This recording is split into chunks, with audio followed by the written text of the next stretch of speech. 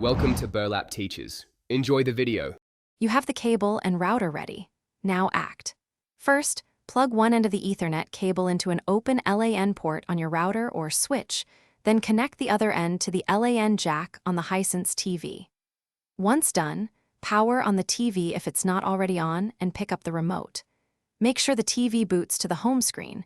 You will need the remote to navigate into network settings immediately after the physical connection is made. With the cable connected, go to Settings, then Network, then choose Wired or Ethernet. Select Connect. The TV will try DHCP by default, which gives it an IP address automatically, so choose that unless you require a static IP, then enter IP, gateway, subnet, and DNS manually. Once you initiate the connection, the TV will request an address from your router. Make sure to wait for the confirmation message. If a connection test option appears, now confirm the connection by opening a streaming app or checking network status in Settings. Successful playback or a green status confirms internet. Make sure the Ethernet cable is seated and routed safely. Avoid sharp bends and secure it to prevent accidental unplugging. If you don't get online, try one key troubleshooting tip. Power cycle your router and TV, then test again.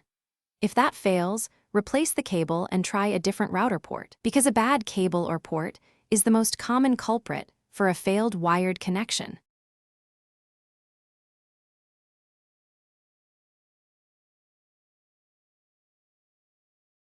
Thanks for watching. Consider subscribing if this video helped you.